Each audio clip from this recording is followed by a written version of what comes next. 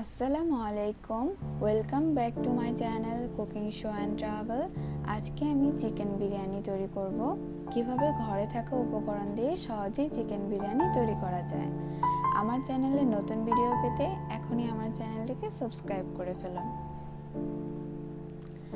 এখানে আমি চিকেনটাকে এভাবে মাঝারি সাইজের করে কেটে নিয়েছি। এখানে আমি 1 কাপের মতো পেঁয়াজ বাটা নিয়েছি, আদা বাটা নিয়েছি 4 ভাগের 1 কাপ, রসুন বাটা নিয়েছি 4 ভাগের 1 কাপ।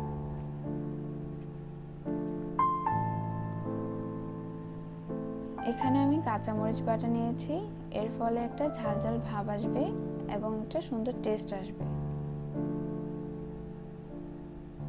এখানে আমি টক দই নিয়েছি, টক দই দিয়ে দিলাম 1/2 কাপের মতো।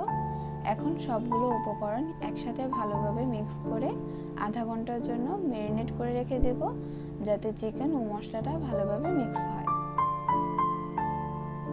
তেলটা গরম হয়ে আসলে কয়েকটা তেজপাতা দিয়ে দেব, দারচিনি, এলাচ, জয়ত্রী ও জয়ফল দিয়ে দিয়েছি। লবণ দিয়ে দিলাম 1 টিস্পুনের মতো। এখন এগুলোকে হালকা ভেজে নিব।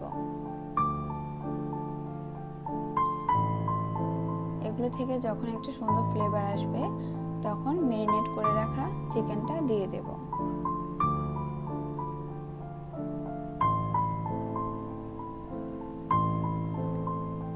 এখন এর মধ্যে আমি জিরা দিয়ে দেব।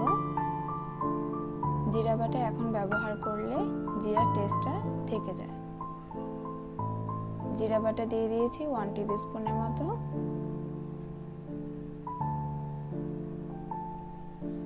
চিকেনটা ভালোভাবে সিদ্ধ হওয়ার জন্য এখন আমি চিকেনটাকে ঢেকে দেব।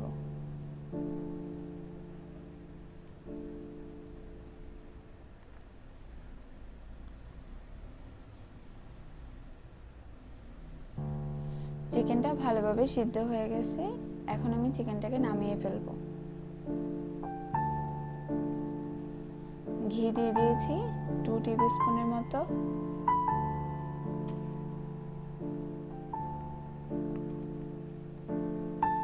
দুইটা তেজপাতা দিয়ে দিয়েছি। পেঁয়াজ কুচি মাঝারি সাইজের করে কেটে নিয়েছি। আদা কুচি দিয়ে দিলাম। আদা কুচি দিলে একটা সুন্দর ফ্লেভার আসে।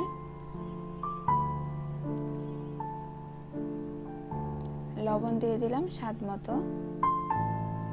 কাজু বাদাম বাটা দিয়ে দিলাম 1 টিস্পুনের মতো। এখন হালকা ভেজে নেব।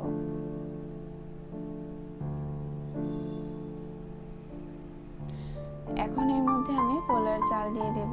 চালটাকে 4 থেকে 5 মিনিট ভিজিয়ে রেখে পানি ঝরিয়ে নিয়েছিলাম।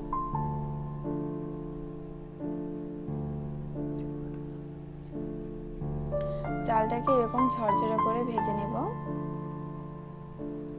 তাহলে দেখবেন পোলাও চালটা সিদ্ধ হতে সুবিধা হবে। এখন এর মধ্যে রান্না করে রাখা চিকেনটা দিয়ে দেব।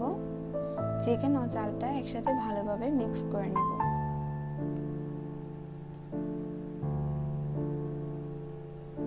চিকেন ও চালটা একসাথে ভালোভাবে মিক্স হয়ে গেছে, এখন এর মধ্যে আমি পানি দিয়ে দেব। সাধারণত 1 কাপ চালের জন্য 2 কাপ পানির প্রয়োজন হয়। এখানে আমি 3 কাপ পোলার চাল নিয়েছি, তাই এর মধ্যে আমি পানি দিয়েছি 6 কাপের মতো। এখন 5 মিনিটের জন্য ঢাকনা দিয়ে ঢেকে দেব।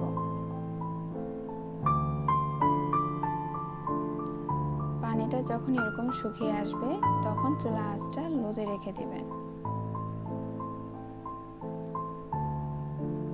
পোলার চালটা 80% মতো সিদ্ধ হয়ে আসলে এর মধ্যে আমি কাঁচামরিচ কুচি দিয়ে দিলাম, কয়েকটা কিশমিশ দিয়ে দিলাম,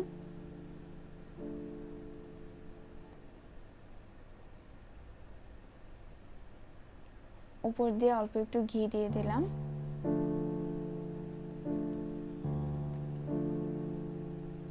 অল্প একটু বেরেস্তা কুচি উপর দিয়ে দিলাম।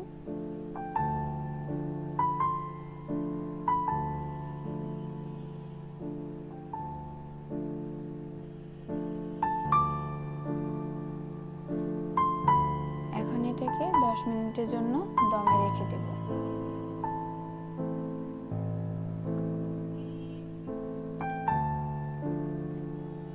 দেখুন 10 মিনিট দমে রাখার পর বিরিয়ানিটা হয়ে গেছে। এখন এটাকে আমি নামিয়ে ফেলবো। আশা করি আমার এই ভিডিওটি আপনাদের ভালো লাগবে। যদি ভালো লাগে তাহলে প্লিজ সাবস্ক্রাইব মাই চ্যানেল। আর যারা সাবস্ক্রাইব করেছেন তাদেরকে অসংখ্য ধন্যবাদ। আর আমার এই ভিডিওটি লাইক, কমেন্ট এন্ড শেয়ার করতে ভুলবেন না।